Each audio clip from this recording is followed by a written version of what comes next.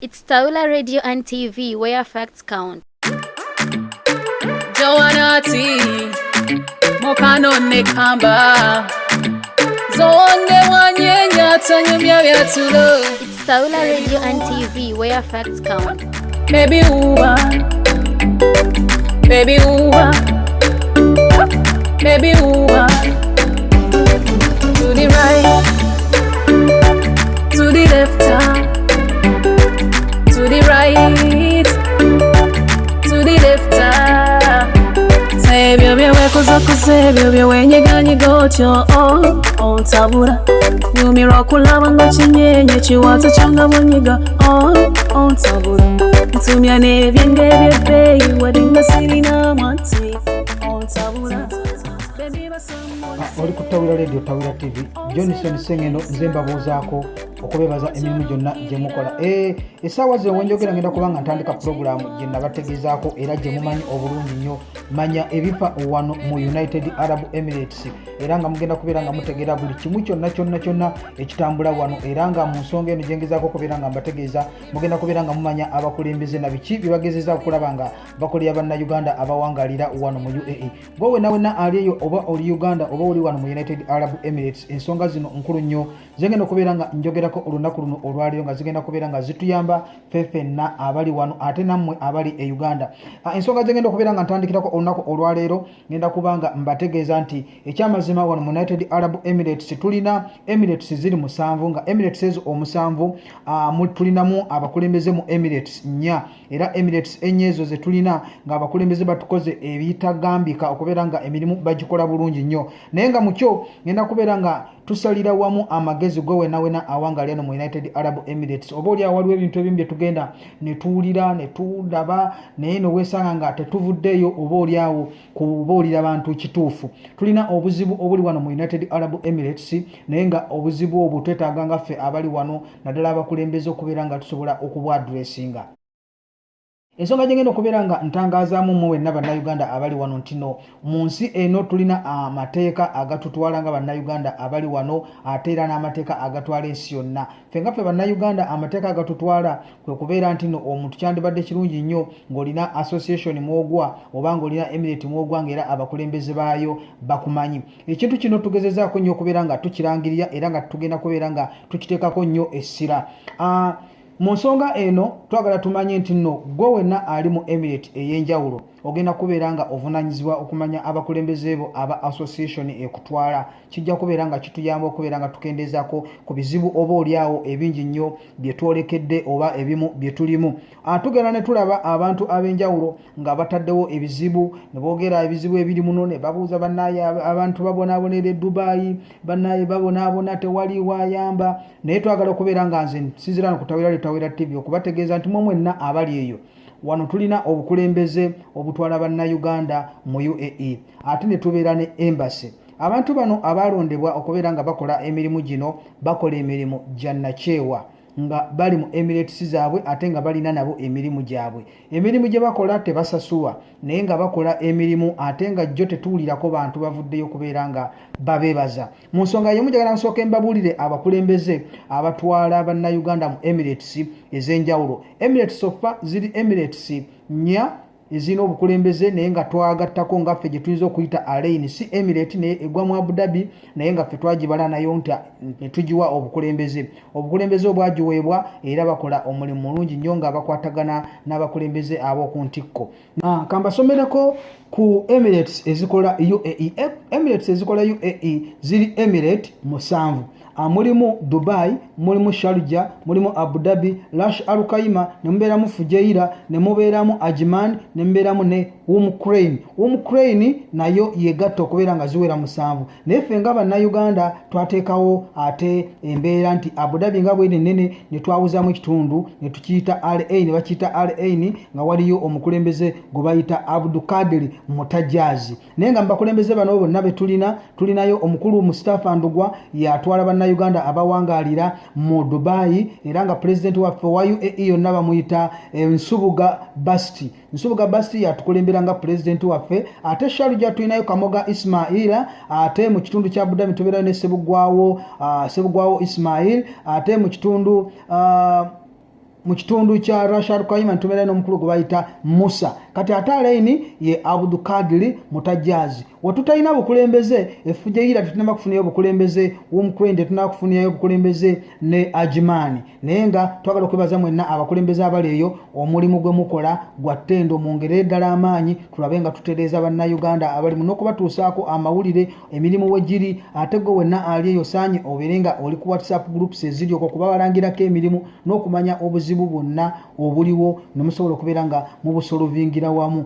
Ffe gavumenti ffe tulina okweberera mu nsonga eno kulaba nga twetereza abakulembeze ab'okuntikko abo bakola omulimu gunene nnyo ogw'okubeera nga bakoordinatinga bonna abawangalira wano mu UAE. Ngenda kubeera nga ntandika ensonga zino nga mbategeeza biki munnayuganda ali eyo biwandisaanye okumanya ate naawe wenna ali wano mu UAE biwandisaanye okumanya obuzibu buvaawa okulaba nti bannayuganda bali wano babonaabona bagamba nti babonaabona ate oba oliawo nga twayisobola okubeera nga ekintu ekyo tukisalira amagezi. Ensonga esookera ddala twagala tutandikire ku recruitment abantu abalicruitinga abannayuganda okujja wano mu UAE abo nabo nsonga emu esobola okuleetera munnayuganda okubeera wano n'abeera stranded. Ensonga ey'okubiri be bannayuganda abaleeta mikwano gyabwe wano nga tebamaze kakasa mirimu gye bagenda okufuna. Ensonga ey'okusatu munnayuganda okubeera nga azze wano nga munafu nnyo tasobola kubeera ng'akola teyamanyiira kukola si mugumiikiriza ekyo nakyo kireetera obuzibu wano mu UAE okubeera nga abantu babeera stranded. Ensonga endala kwe kubeera nti bannayuganda baferebwa okufeera omuntu n'agenda n'akulimba omulimu n'akujja mu kiyumba n'akujja gy'obadde okolera nagamba jangu obeene Dubai oba jangu Sharjah waliwo omulimu eyo design nga jangu okutuuka eyo gyamutuusizza nga omulimu teguliiyo. Ebintu bingi nnyo ebireetera wano omuntu okubeera nga abeera stressed oba oluusi n'okuleetera obuzibu abakulembeze okubeera nga ate be baliwo okubeera nga bamuyamba. Ensonga zengenda okubeera nga ntandikirako kubategeeza nti kino tuyinza kukyewala tutya. Kino tusobola okukyewala nga tumaze okustreaminga embeera zaffe okustreamlininga nti ffe bannayuganda abawangalira muno mu UAE ffekka tulina okubeera nga twefaako n'okwetereza. Weesanga nga munnayuganda ali eyo oba ali muno mu UAE naye nga tamanyi bakulembeze be. Tugenda kubeera nga tuteeka nnyo essira ku bannayuganda abakulembera bannaabwe wano mu UAE mwe mwenna abali mubeere nga mubamanya. Bw'omanya omukulembezeewo ajja kubeera ng'asobola okwadvisinga accordingly okusinziira ku buzibu bw'olimu okusinziira ku mulimu gw'okola. Ate gwe wenna nga oli Uganda bino wandibadde osaana okubimanya nti tofaayo kitwale nga kikulu nnyo okubeera nga ofuna information emala naddala mu bantu abali eno ng'oyita mu bakulembeze abatutwala wano mu UAE naddala babannayuganda okumanya okukola research. Oli akoledde visa gy'akoledde ya myezi emeka? Oli akolera visa n'agamba nti ya myezi 3 naye nga visa ya mwezi gumu ojja wasasula sente za visa ya myezi 3 naye nga kuliko omwezi gumu. Omwezi ogumu oluggwako ogenda kufuuka wano ekizibu. Tolina sente zigenda kukuzzaayo omanyi ogenda kubeera mu myezi 3 ng'onoonya mulimu owesanga nga visa eweddeko kati ogenda kubeera nga ofuuka kizibu. Kati ensonga endala kwe kubeera nti nno twagala tubeere nga tukakasa abantu abo visa ng'osobola ogisindika eno tulina kampani z'abantu abakola visa ng'asobola ogikucekingira nagamba yes visa eno ya myezi emeka myezi 3 oba myezi 6 fine n'obeera nga ekintu okitegeera bulungi ne webeera eweddeko myezi 2 oba myezi 3 nga awo osobola okubeera nga ogiriniwalinga era n'osigala nga onoonya omulimu. Ensonga gye tugenda okubeera nga njogerako nti wano abakulembeze abo benva okwogerako bakola omulimu gwa bwannakyewa era bakoze ebintu bingi nnyo by'oyinza okugamba nti ebyandibadde byetaagisa gavumenti okubeera nga yeebikola. Tulina no embassy ne embassy bino byonna tesobola kubikola lwa nsonga nayo eri limited erina byeyina okukola ne byetalina kukola. Naye ate kati bano abantu abali mu community abakulembeze baffe bakoze extra mile okulaba nga bayamba abantu abo. Abantu abo oluusi abadduse ku mirimu bebaddusizza ku mirimu be bafuna we babasuza ne babaliisa ne babanywesa ne bakola buli kimu naye nga bakikola lwa kubeera nti nno munnayuganda munne. Omuntu adduse Sharjah ajja kuddukira eno Abu Dhabi noweesanga ng'ate omukulembeze wa Abu Dhabi yagenda okutuba naye. Ate embassy ya Uganda mu UAE eri mu Abu Dhabi kati weesanga abakulembeze ba Abu Dhabi nabo babonaabona nnyo n'abantu abo bali stranded. mu nsonga eno njagala okwebaza omukyala gwe bayita Winnie Nansamba. Winnie Nansamba asangibwa wano mu kibuga ekya Abu Dhabi. Omukyala oyo ali so committed era akoze omulimu gw'amaanyi nnyo okulaba ng'ayamba bannayuganda abali stranded, naddala abasinga abo abatoloka mu biyumba. Abalala abamu bafuna obuzibu ku mirimu n'avaayo nga yeekyaye, naye ate okwekyayiwa okwo oluusi nga kuva kantu katono nnyo. Omuntu n'omubuuza nsonga ki, naye nga n'ensonga gy'akuwa tagikola ki, teri vibrant, si y'amaanyi. Jjukira n'okukola kwa wano tukola ssaawa, omuntu akola ssaawa nti oli suppose kukola ssaawa 8 oteekwa okugukola. Wamanyira kuzuuka ssaawa 4, wano olina kuzuuka ssaawa 10 ogende ku mulimu. Ekyo kikwetaagisa okubeera ng'oli determined, ng'oweewaddeyo okukola. Naddala emyezi egisooka 2 ng'ozze okukola, oluusi abamu babikoowa, naye olina okwendiwalinga. With time ojja kumanyiira embeera ya wano otandika okubeera nga oli used era nga emirimu ogitambuza bulungi nnyo. N'ekintu ekirala kyenjagala okubanga mbategeeza nti bannayuganda abatukulembera no mu UAE tusaana tubawe credit. Tulaba ebintu ebirungi bisoundinga nnyo nti omwana yakoze ate abannayuganda bale babonaabona, naye waliyo ne story, success stories nnyingi nnyo ez'abannayuganda abali wano nga bali so successful ku mirimu gye bakola egyo. Era mu nsonga eno njagala okwebaza abakulembeze mwenna, kubanga njigezezaako kinoonyaako ani yali yavuddeyo okwebaza abakulembeze abo abakola omulimu gw'obwannakyewa naye nga tekirina osobola kukisanga. Abakulembeze bakola omulimu, bavuga amafuta gaabwe. Wano mu Abu Dhabi njagala okwebaza omukulu Ismaili Okedi akola omulimu munene nnyo. Wuyo omwana amugye kwembase amututte ku kisaawe, ebintu ebifaanagana ku mafuta agage. Owa RN mukulu Kadri Mutajjazi naye akola omulimu munene nnyo. Owa Shaluja mukulu Ismaili Kamoga bakola omulimu munene nnyo. Owa Rashal Kayima mukulu Musa bakola ate Dubai nabo bakola omulimu munene nnyo. Wali mukulu Mustafa, owali president wa bannayuganda mu UAE mukulu Nsubuga, n'abakulembeze bonna bakola omulimu ogwo, naye bagukola lwakuba nti bakolerera bannayuganda bannaabwe. Kati step gye tutuuseko nga Tawira Radio, Tawira TV, twagala tukozese omukutu guno okubeera nga tukiliininga up kasasiro yenna ow'abannayuganda abakola ebintu ebyagala okuvumisa ensi yaffe n'okuvumisa bannayuganda. Tugenda kikola mu ngeri nti ey'okupublisinga oba okukakasa abakulembeze baffe nti gundi ye gundi w'ekifo kino. Ofunye buzibu kwatagana n'ono, tulekeraawo okwatagana n'abantu, okwatagana n'omuntu nga talina na visa, ali kalli wali bakikozesa kale. Omuntu ali awo yeeyiya, talina bimwogerako, yakujja mu kiyumba, yakujja mu nnyumba gy'okolera nti jangu nkufunira omulimu. Ekyo kireese nnyo obuzibu. Abantu abamu bali Uganda bamala okutikka abaana, ate ne Uganda ne baddukayo ne bajja eno nga n'owokumunoonyeza tebakola ki, tebamanyiiwo. So twagala tubeere nga twetegeka. Gwe wenna ng'oli eyo obadde okola emize egitali mulungi ng'ofera bannayuganda, ffe tulina okwekiliininga ffekka na ffekka. Bwe tunaamala okwekiliininga awo tujja kubeera nga tweyagalira nnyo mu nsi eno nga n'abaana abali stranded tebakyaliwo. Omuntu obeera ng'olina ebikwogerako, olina omulimu, oyinza otya okubeera stranded?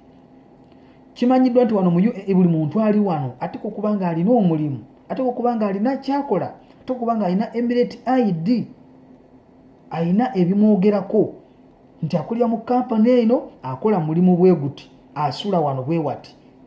Kati omuntu atalina waasula, gwe basuza obusuza, talina bimwogerako, oyo abeera ng'alimu wano mu bumenyi bw'amateeka.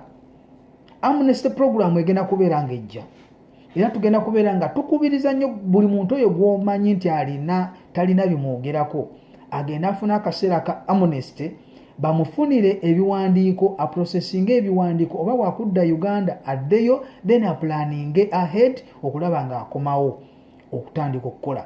Kakati kino tugenda kubeera nga nsaba abakulembeze mwenna aba UAE abatutwala, obukiiko bwammwe bwonna ngenda kubeera nga mbulangirira wano, abantu babamanye, mutandike bayamba directly, nti omuntu alina buzibu asobola okukontaktinga directly tubayambe. Omulimu gw'omukola gwa bwannakyewa naye tetulina kyakukola, mulina okusigala nga mugukola. Embase yaffe erimu abakozi batono abatasobola kukola mirimu egyo gyonna. ate embassy ngayo eri limited ku bintu ebimu erina byeyina okukola nebyetalina kukola. Bwe wenna ng'ojja osobola ogendako ku embassy n'olaba ku website n'olaba mirimu ki egy'ambasada gy'alina okukola.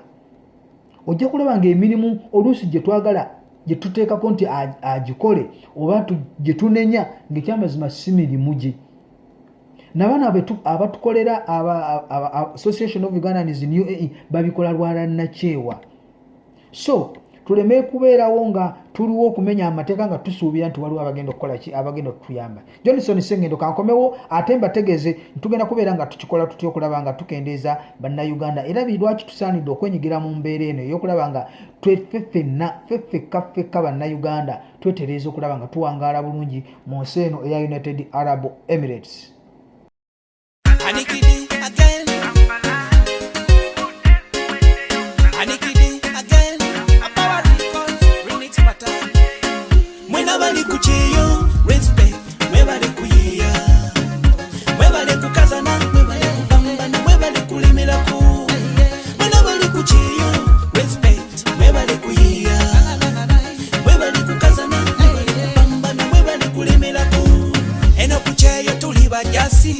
One mission, one army soldier. Same mission kulwanyisa yala kuchusa mbela bulumi na kumilia. Ene milimu tukola bukozi omugwira teyesalirawo. Emize wenyeje benyinyala ye batakola feno gye tukola. Ne unya banjogerera olwe milimu gye kola. Nabadeka wani sagala manya wano kutoba esanyulirika. Njagala kubeera nga mmaliriza programu eno, njagala kubeera nga mbaterako ate odi eno ogenda kubeera nga esesaamuko nti tumanyi nti abantu abafumbo oba abantu abali mu mbeera gy'osuubira nti nno bafumbo abakyala batandise babonyaabonya era abantu abamu batandise okudduka mu nsi naddala Uganda bagiddukamu nti omukyala amufuukidde ekizibu. Abantu abamu batandise okubeera nga beebuuza bagamba nti abasajja babonyaabonyanga abakazi naye ate kati essaawa zituuse weesanga nga n'abakazi ate basusse okubonyaabonya abaami baabwe. Kati ekiseera kye tubaddemu ekya covid lockdown bakyala bafuukidde abaami ekizibu. Omwami akyali mu buliri awummuddeko talina gy'agenda kutambulira n'amufulumya mu buliri va mu buliri njala obuliri n'abuvaamu n'agenda mu sitting room. Atuddeko mu sitting room amugobyewo nti va wano njagala kusiimuula nnyumba njagala kutegeka nnyumba amugobyewo. Omwami agenzeko ku kabalaza atuddeko ku shedi awo katono era omukyala azze vaawo wano njagala kusiimula lubalaza. Abakyala bafuuse ekizibu mu covid ono avuddewo mu ku lubalaza agenzeko mu lujja compound awo atuddeko kaawo ne mu compound amugobyewo se nti vaawo njagala kuwera mu compound. Atuseeko ate ku gate nti ate olaga weeyo wajja olaga okutuleetera obulwadde bwa covid. Kati banaye abakyala banne mutuyambe abaami tebalinayo wakulaga kati essaawa ze mukkirize babeereko kewaka bwabeera atudde ku TV mukkirize agirabe mu buli bw'aba yeebase mukkirize yeebake kuba talina gyakukola ki gyakulaga. Lockdown etufuukidde lockdown naye ng'ekyo tukivuddeko njagala ate mbeere nga mbatwala mu mbeera eno nti nga mbategeeza nti gwe wenna oli eyo awangalira wano mu UAE njagala kubasaba nti Tawira Radio Tawira TV tugenda kulangayo ku mirimu wano mwezi ogw'omwenda.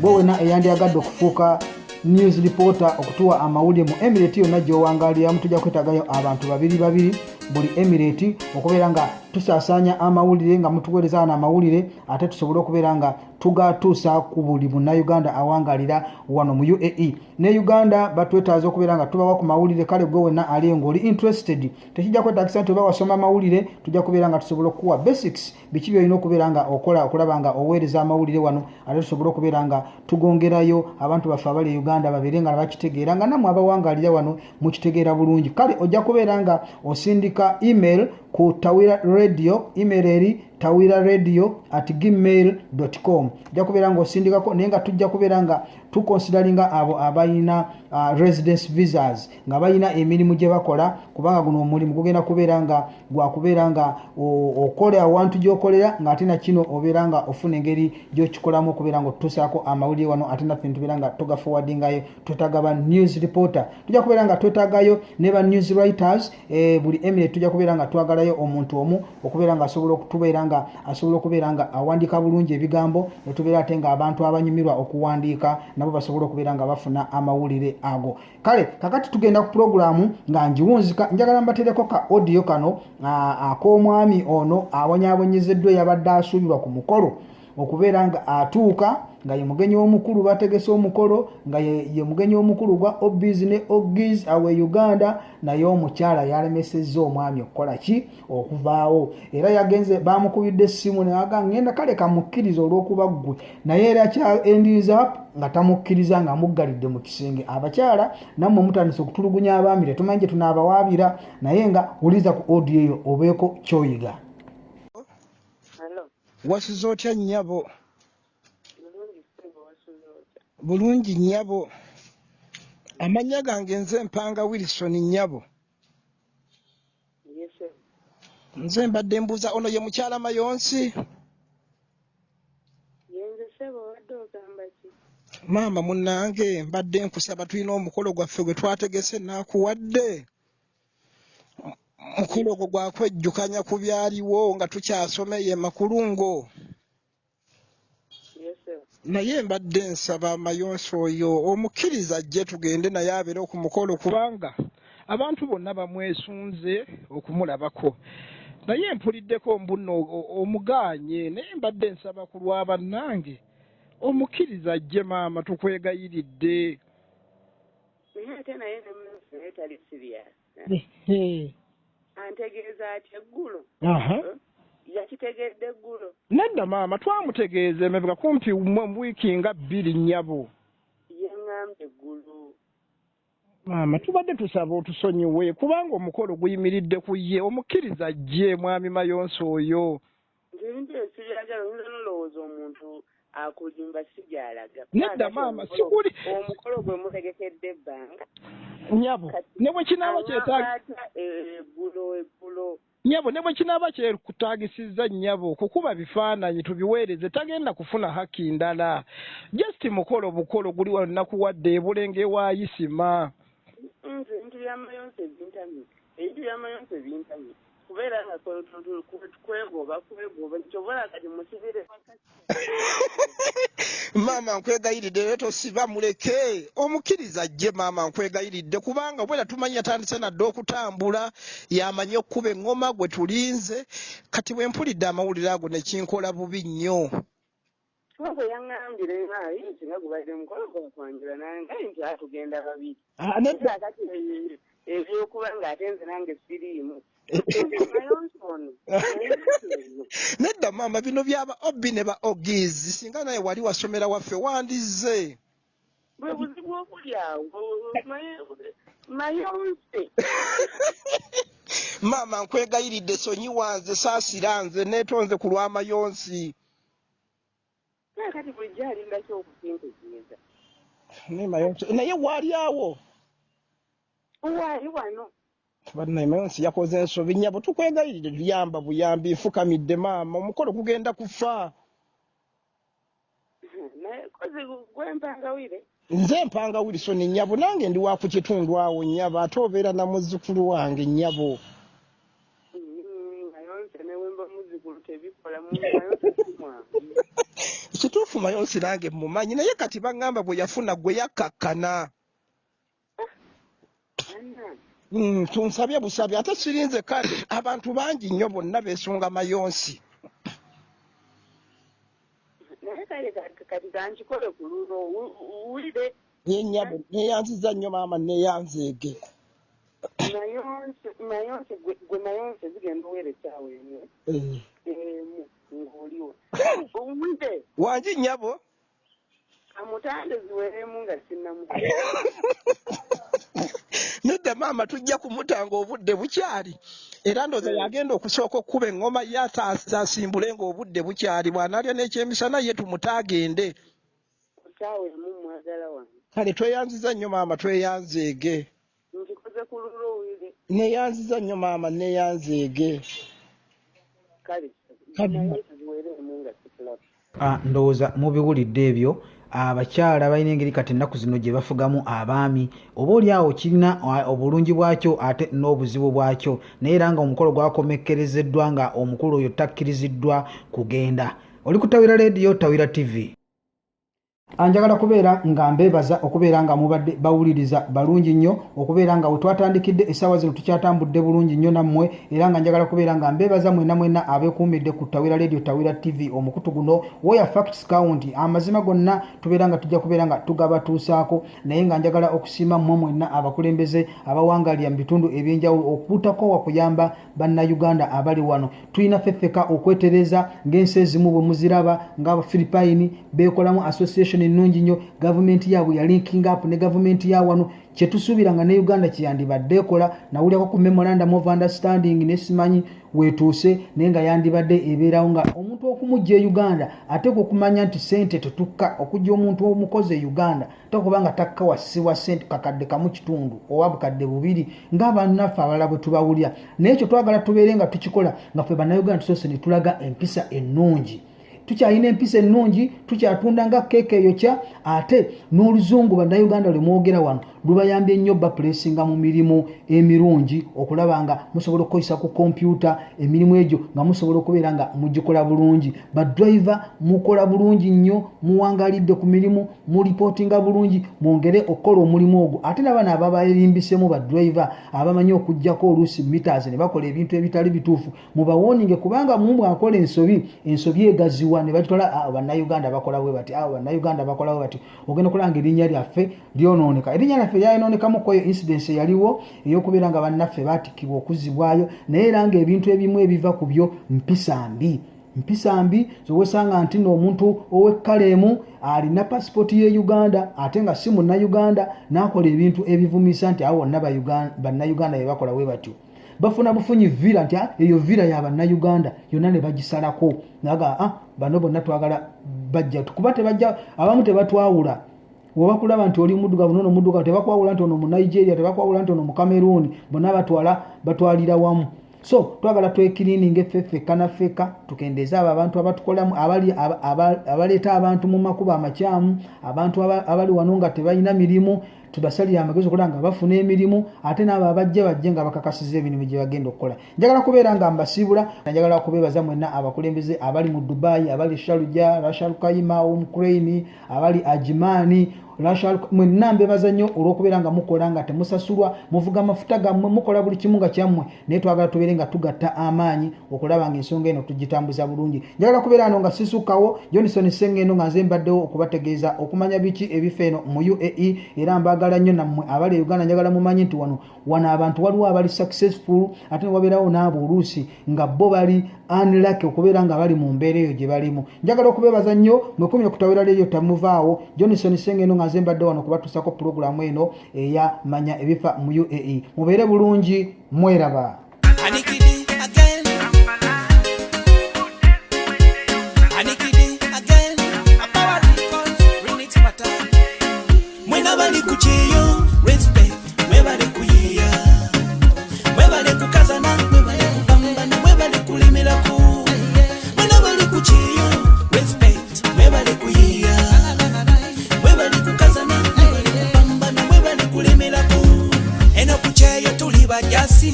One mission, one army soldier.